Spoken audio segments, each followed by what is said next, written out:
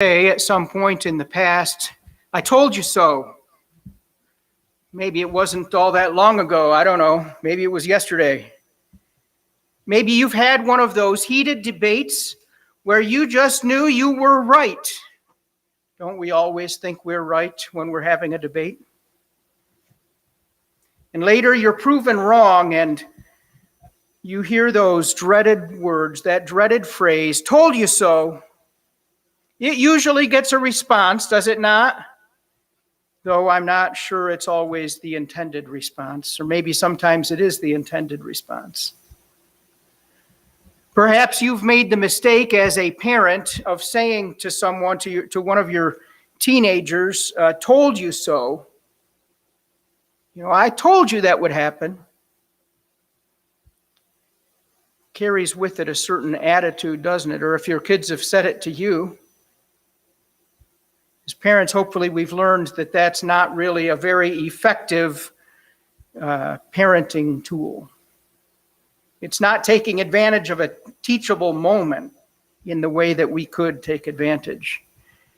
No, it usually works better if we find some creative way to make the point and just kind of let it sink in over time, doesn't it? Well, we're not here this morning to maybe we should, but we're not here this morning to look at parenting. No, as we come to this section of John 21 this morning, this chapter of reminders and of transition, I think that we see Jesus using creative reminders with his disciples. Reminders that are a bit indirect, where he doesn't come out and hammer it in. No, he makes the point. And because he's making the point in kind of an indirect way, I think that as we read the text, we often miss what he's actually saying, what he's actually communicating to his disciples. Creative reminders are much more helpful or thought-provoking than told you so. Last week, we noted that after Jesus' resurrection, in fact, after Jesus has proven his bodily resurrection. Remember, he appeared to the disciples in the upper room, locked in the upper room, scared of the Jews. He met and appeared with them not once, but twice, and showed them his hands and his side, his feet, the blood from the thorns in his head. Several of his disciples then returned to Galilee, we noted last week. Under the leadership of Peter, they decided to go fishing. And so it was on this occasion that Jesus just kind of shows up on the shore. And what does he do? He repeats a miracle that he had performed when he first called these fishermen. And he did it in a way that would make a real and lasting impression on these sometime faithful followers of his. He didn't berate them with, "Don't you remember when?" No, he didn't say that. He lovingly showed up in their hour of failure and frustration after they had tried to fish all night long and did not catch anything, just like that first day that he came and called them to follow him. And what did he do? He brought a successful end to an otherwise tiring night of struggle and frustration, even despair. Despair not only because they had caught no fish, but because their master, though alive, had left them. He wasn't here to lead them the way he had for the past 3+ years. He wasn't here for them to follow him. If you would, please open your Bible to John chapter 21, and we're going to read verses 1 through 14 this morning. We're going to be looking at 8 through 14, but I just really want this full context, the scene here, to be fresh in our mind's eye. So if you would follow along as I read. After this, Jesus revealed himself again to the disciples by the Sea of Tiberias. Now this is how he did so. Simon Peter, Thomas, called Didymus, Nathanael, who was from Cana in Galilee, the sons of Zebedee, and two other disciples of his were together. And Simon Peter told them, I am going fishing. We'll go with you, they replied. And so they went out and got into the boat, but that night they caught nothing. When it was already very early morning, Jesus stood on the beach, but the disciples did not know that it was Jesus. So Jesus said to them, Children, don't you have any fish? You don't have any fish, do you? Excuse me. They replied, No. And he told them, Throw your net on the right side of the boat, and you will find some. So they threw the net, and were not able to pull it in because of the large number of fish. Then the disciple whom Jesus loved said to Peter, It is the Lord. So Simon Peter, when he heard that it was the Lord, tucked in his outer garment, for he had nothing on underneath it, and plunged into the sea. Meanwhile, the other disciples came with the boat, dragging the net full of fish, for they were not far from the land, only about 100 yards. When they got out on the beach, they saw a charcoal fire ready, with a fish placed on it and bread. And Jesus said, Bring some of the fish you have just now caught. So Simon Peter went aboard and pulled the net to shore. It was full of large fish, 153. But although there were so many, the net was not torn. Come, have breakfast, Jesus said. But none of the disciples dared to ask him, Who are you? Because they knew it was the Lord. Jesus came and took the bread and gave it to them, and did the same with the fish. This was now the third time Jesus was revealed to the disciples after he was raised from the dead.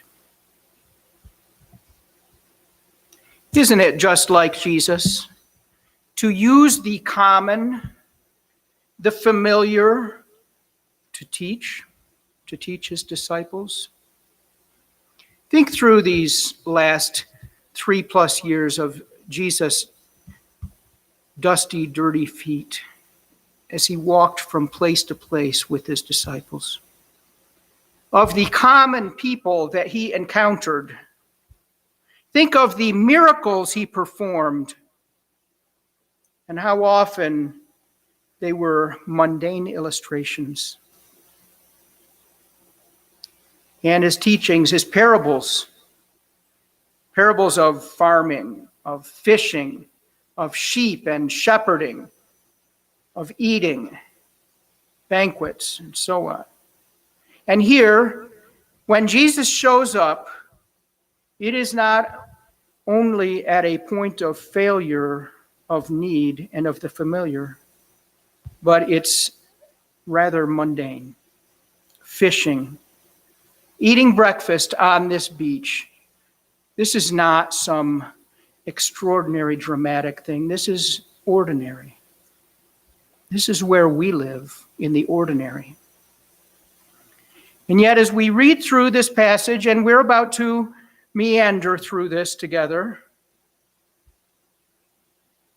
this simple narrative and these reminders of the profound things, we find mixed in through this simple narrative, reminders of profound things that Jesus had performed or taught them while they were walking these dusty roads together. And while their clothes may have smelled with fish and dampness of the lake water. So we're going to walk through these verses, and then after we walk through them, we're going to pull out just a few points of application that we can take with us. Really, as I went through this, and I used multiple commentaries to assist me, because it's face value, it seems very simple. And yet there's so much more here. And as I went through, and the more I looked, the more things I saw that now I can't tell what John had in his mind or what Jesus had in his mind. But you start to make connections between things, and you realize that there's so much more being communicated here than just this simple story. First in verse 8, and really verse 8 is kind of went with verse 7, but I'm keeping it separate and in this message this morning because it kind of, moved us into this next section. Really, these three sermons, last week, this week, and next week, really could be one message. But Peter pulled the net to shore. So the other disciples, I got mixed up, sorry. The other disciples came with the boat. Remember, Peter had come in, had jumped out of the boat because he was embarrassed. And so these other disciples are dragging the net full of fish. Now it says they weren't far from land. I don't know about you, but even in water, I don't know if you've dragged anything 100 yards. It says 200 cubits, which would be about 100 yards. I don't know if you've dragged anything that far or very far at all in a boat, but I imagine it's not that easy. They just weren't out in the middle of the lake, that's all. So they were dragging the net in. And when they got to the beach, they saw a charcoal fire. Charcoal fire. Wonder where we've seen a charcoal fire before. Do you remember back in chapter 18 after Jesus was arrested and Peter and the disciple that Jesus loved were following? John went with, we believe it was John, went with Jesus. But Peter was following afar off and he was warming himself by the charcoal fire. Charcoal fires in that day were kind of uncommon. Normally they would have been using wood, but this specifically spells out charcoal, and it did also in chapter 18. In fact, that's part of the reason in chapter 18 that we believe that this was like an outer court of Pilate, because that's where they were. And so it was not ordinary. It was more, it was a sign of really wealth. To have charcoal for fire in that day. And we just go to Walmart and buy it, or wherever. But so this would have been a reminder, particularly to Peter, as he saw this charcoal there on the beach. It was only a few weeks before, I don't know exactly how long, just a little while before, that he had warmed himself at the charcoal. And here Jesus is using a charcoal fire on the beach. And then verse 9 says there were fish already placed on it and bread. Now I just want to note that in the night that the disciples were out fishing, of course, they were not fishing for Jesus. They were fishing for themselves, for probably to make money. But Jesus had no need for what the disciples had caught or had not caught, as the case may be. No, he already had the fish and bread on the grill. Seems kind of unusual, doesn't it? Jesus wasn't a fisherman, he was a carpenter. And not only that, but seeing this fish and bread, and then later on when he says, breaks the bread and the fish and passes it to them, it's another visual reminder of something that happened in John chapter 6 when Jesus fed the 5,000. What did the disciples find? They found a little boy with a lunch of 5 loaves and, was it, help me, 2 fishes? I can't remember right off. I don't have this. No. But I mean from John 6. When Jesus was feeding the 5,000, they brought this little boy to him. Okay, 3 fish and 5 loaves. Okay. Not that the numbers are necessarily, but the point is that it would have been a reminder. Jesus had just just probably a year ago, I don't know how long ago it was, not that long ago, had fed 5,000 people.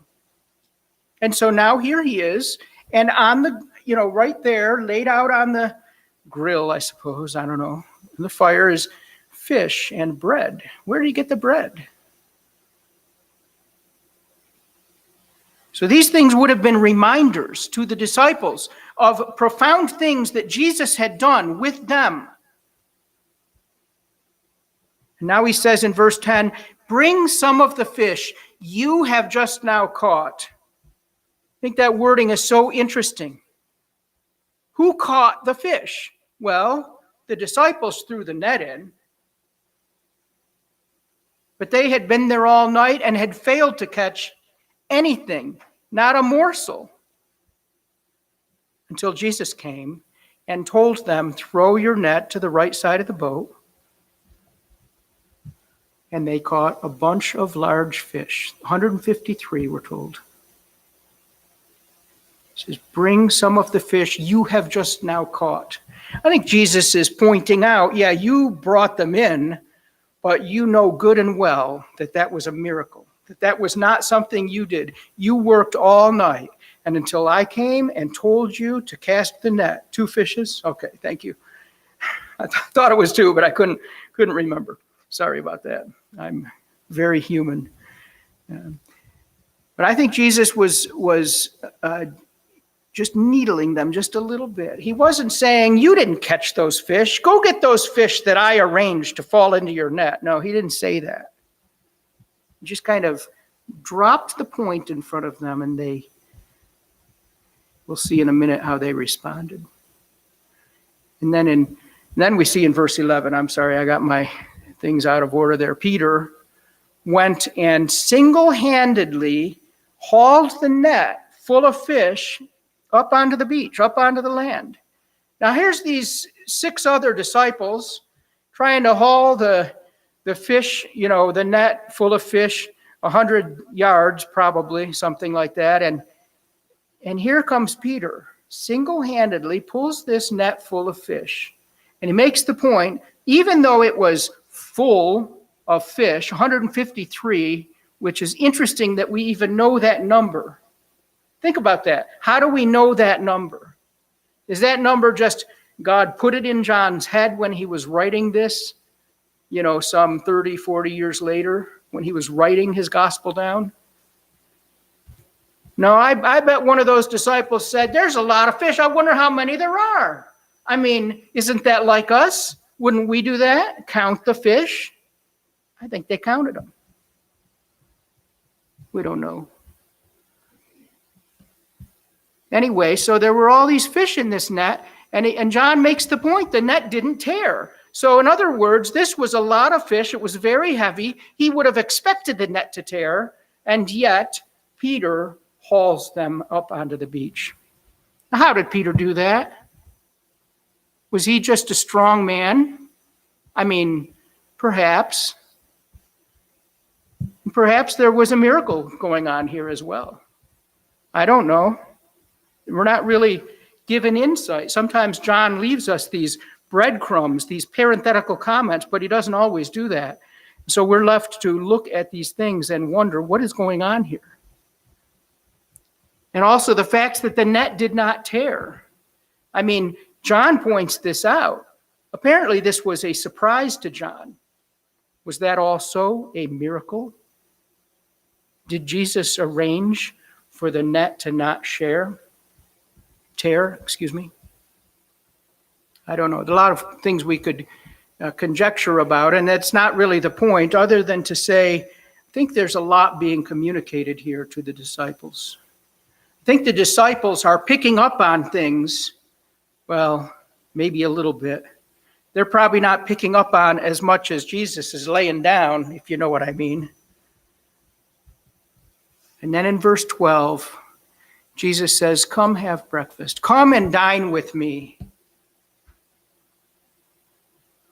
Perhaps this was a reminder of that parable when Jesus said that there was a banquet and the invitation was given to come and dine.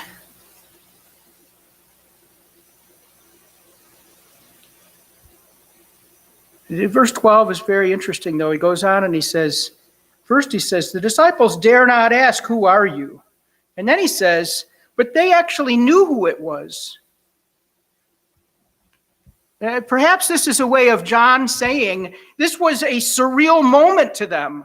This was like their jaws were dropped open. Here they were seeing Jesus, who they knew was crucified, yet he was alive, and all of these things that he had experienced, that he had done with them, even on this very beach. Think about the things that Jesus did at Galilee with these same men over the last 3.5 years. And yet they're standing here seeing these different things and Jesus saying these different things, and the fish and the bread on the fire, and they're just standing there dumbfounded. Emphasis on dumb. They knew it was Jesus, but it was all blowing their minds. Jesus broke the bread, or passed the bread to here, have some bread. I mean, come sit down, dine with me, and he passed the bread and fish to them in verse 13. Now we might be tempted, some have been tempted to see in that the Lord's Supper. But probably that wasn't what was in John or Jesus' mind at this point. We don't see any wine here like he had at the Last Supper. So this probably wasn't the thing he was drawing their attention to. It probably was more drawing them back to the feeding of the 5,000. And so we have all of this like rich irony, even metaphor going on through these different things, reminders of the profound things that they've learned from Jesus, that they've watched Jesus do over the last 3.5 years. And then John says, this was the third time Jesus was revealed to the disciples after he was raised from the dead. Now, some translations may use the word appeared, but it's much stronger than appeared. It's revealed, demonstrated who he was. He both performed miracles in this section, and he reminded them of miracles that he had performed in the past.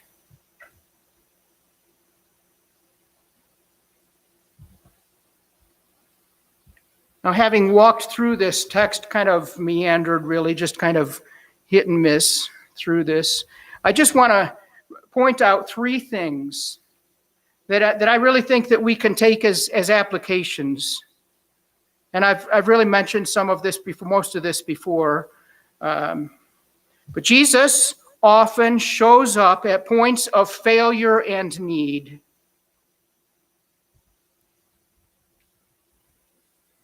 Isn't it ironic that we long for Eden to be restored?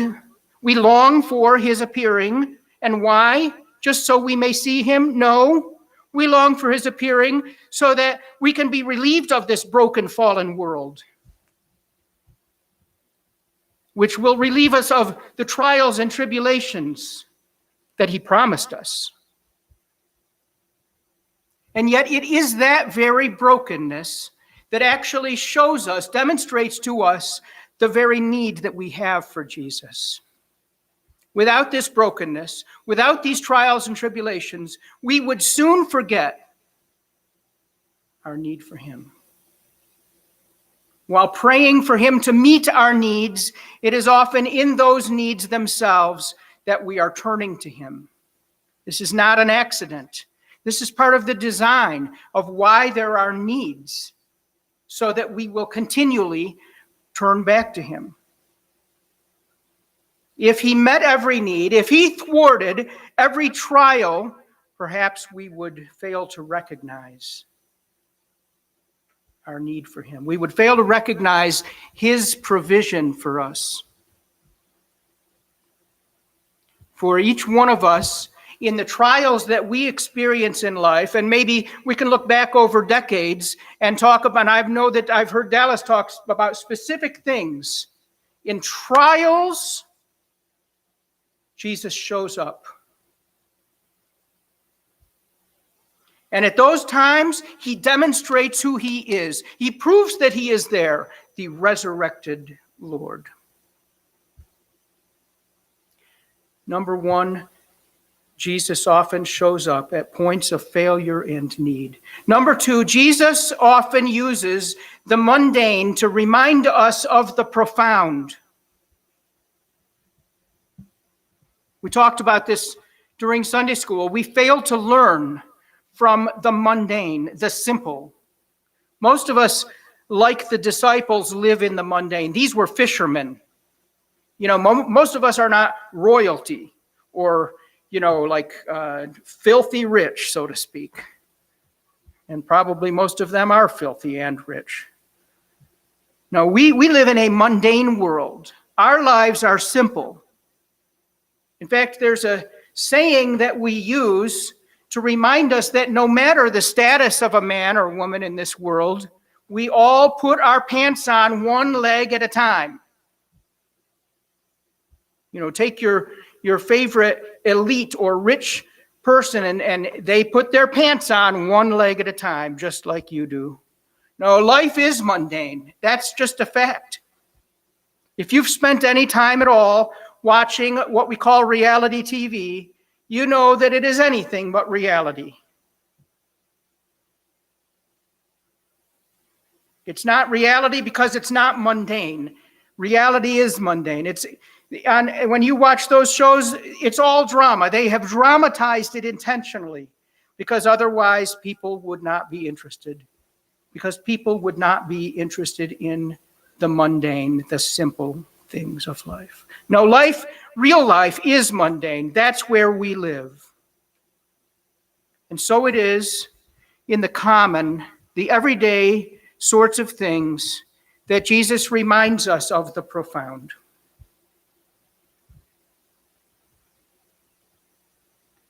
I would like to give some examples, but for time and for lack of creativity, I will let you come up, assignment for the student.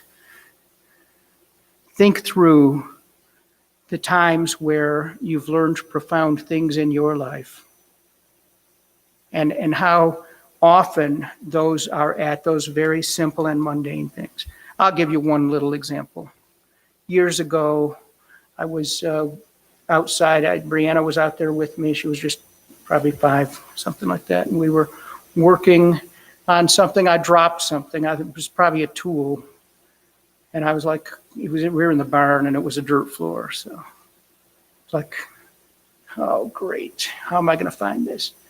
And so I just said, and sometimes we get a little flippant, especially when we're teaching our kids. But I said, let's just pray and ask Jesus to help us find it. So we prayed and asked Jesus to help us find it. I'm glad he came through. We found it almost immediately. It was mundane. It was simple. But he does help us. He does ask us to turn to him in even those times. He wants us in those times to see his hand at work. I've heard people say that God doesn't, worry about those little details. But I beg to differ. I think that the details is where God shows up if we are looking for him. We'll see him there. So number 2, Jesus often uses the mundane things of life to remind us of the profound. And the third thing, and perhaps what this passage is really about, is that Jesus invites us to come and dine. Come and have breakfast with me. It seems like really unlikely, but that's what John records. Come and have breakfast with me. I've already got fish and bread, but go get some of that fish that you caught. Come and dine with me. This isn't the first time he has given an invitation to come. No, in fact, if we go back to John chapter 1, and I'm just going to read verses 35 to 39, again, the next day John the Baptist was standing there with 2 of his disciples, Gazing at Jesus as he walked by, he said, "Look, the Lamb of God." And when John's two disciples heard him say this, they followed Jesus. And Jesus turned around and said to them, saw them following, and said, "What do you want? What do you want?" It's kind of interesting. It'd be interesting to hear his actual, voice, to hear what he sounded like. So they said to him, "Rabbi, teacher, where are you staying?" What an odd question to ask someone. Look, the Lamb of God, where are you staying? And Jesus said, "Come and you will see. Come and you will see." So they came and saw where he was staying, and they stayed with him that day. Now it was about 4:00 in the afternoon. They followed him because he invited them, "Come and see."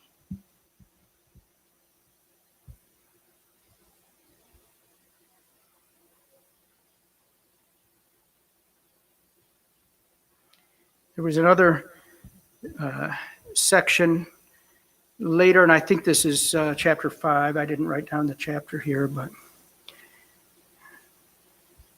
I just want to read these verses here. And I just want you to think about coming to Jesus. Coming to Jesus. The Pharisees heard the crowd muttering these things about him, and the chief priests and Pharisees sent officers to arrest him. And Jesus said, I will be with you a little longer, and then I am going to him that sent me. You will seek me, and you will not find me. Where I am, you cannot come. You cannot come. The Jews said to one another, "Where does this man intend to go that we will not find him? Does he intend to go to the dispersion among the Greeks and teach the Greeks? What does he mean by saying, 'You will seek me and you will not find me'? Where I am, you cannot come." On the last day of the feast, the great day, Jesus stood up and cried out, "If anyone thirsts, let him come to me and drink. If anyone thirsts, let him come to me and drink. Whoever believes in me, as the scripture has said, out of his heart will flow the rivers of living water. Let him come to me and drink." The invitation Jesus gives the disciples would surely have rung strong with these invitations that he showed them. I literally had to pick and choose, what am I going to read? Because there were so many times Jesus talked about coming to him. Come to the light. Thought about who did come to Jesus. Nicodemus came to Jesus by night. Philip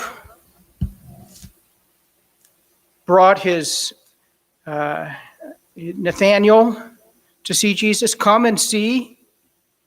The woman at the well, now Jesus came to her, but in the process of talking, he told her, go get your husband, and they had this long discussion. She was married 5 times and all of that, and then at the end, she went back to the men at the gate and said, "Come and see this man that's told me. Come and see." An invitation.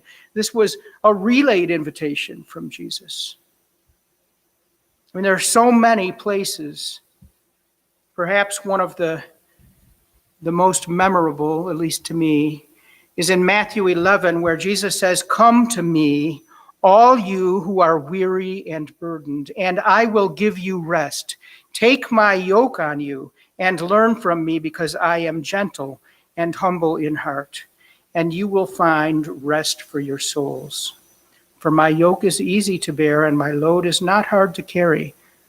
Come to me, and you will find rest." This was really the same invitation. Come and dine with me. Pages of John's gospel are lined with people who came to Jesus. We just went through a few of them.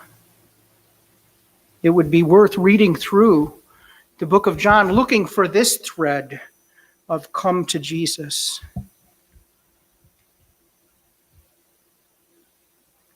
And I'm reminded of another verse as I read the words, come and dine with me.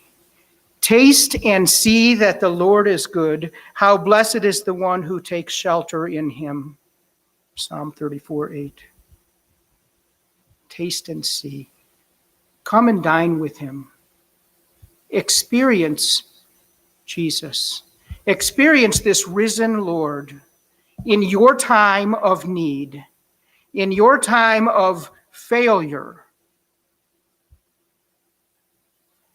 of trial. Taste and see that the Lord is good. So Jesus often shows up at points of failure and need. Jesus often uses the mundane to remind us of the profound. And Jesus invites us to come and dine. The real question is, when Jesus shows up and reveals himself as he did to the disciples, do we see Jesus? When Jesus uses the common, the mundane, to remind us of the profound, do we see Jesus? Do we see what he is trying to remind us of? Are we learning those lessons? Or are we too busy? And third, when Jesus invites us to come and dine with him, to break bread with him, to fellowship with him, do we accept his invitation? This is an invitation for those who don't know him to come to salvation, but it's also an invitation for those who know him to rest in him, to join him in what he's doing, to rely on him, to turn to him. Let's close in a word of prayer this morning.